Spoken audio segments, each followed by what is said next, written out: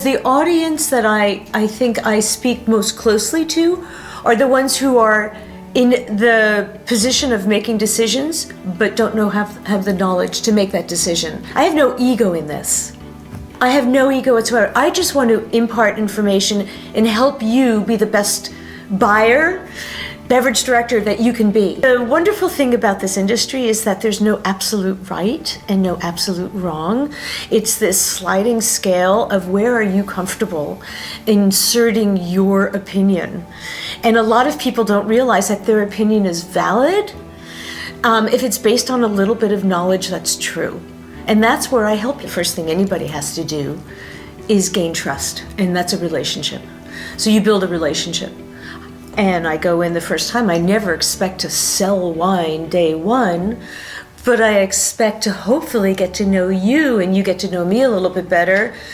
I offer my observations gently about what I see the program that you're doing and possibly how I can bring something to the table for you. Very often, I can walk into a restaurant and get a feeling just from looking at a wine list, also from looking at a menu, as to whether this is a sophisticated restaurant, somebody who has a lot of knowledge who put this together, or this is somebody who is kind of doing more run-of-the-mill Applebee's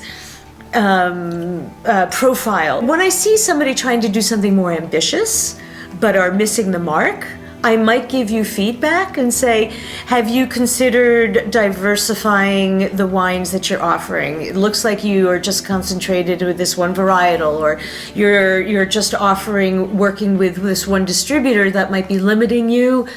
I see you have a lot of spice in your food menu. You might want to consider pairing wines that really work with those profiles. Little things like that will allow you to understand that I am reading what you're doing and I might be able to enhance that. When you're working with somebody in the know, let's say you're working with a star chef and you are being asked to put together the wine list, but you don't have the knowledge, you need to be able to reach out to people who do. And how do you find those people? Well, one of the ways you find them is by going through your distributors and really, in a way, interviewing salespeople who walk in.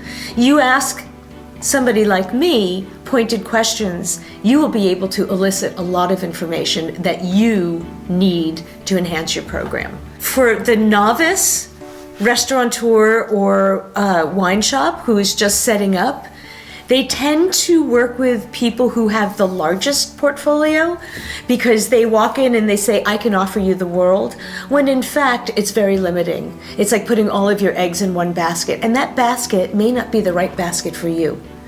And God forbid that basket falls apart, so do you.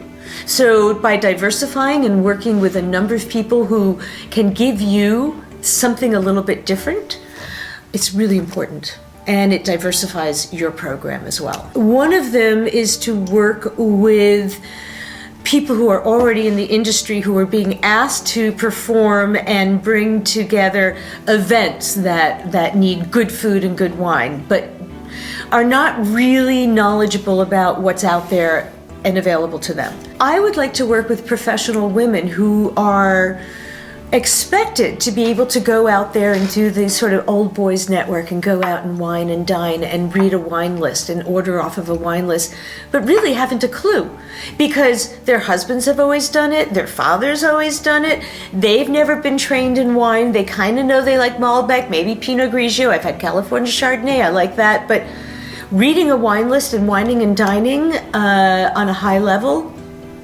a lot of women are kind of left in the cold on that one. I'd like to plug into that market. My friends who are not in the wine industry love to hang with me and come to my parties or invite me to their parties because I'll always bring the good stuff. But I'd like for them to figure out how to get the good stuff on their own, with value, without having to spend a lot of money, without spending a lot of time and energy and fretting over whether they're getting the right stuff or the wrong stuff or the good stuff or the bad stuff. And it can be so much fun going on that adventure. But for most of my friends, they're intimidated by it because the mystery of wine can be overwhelming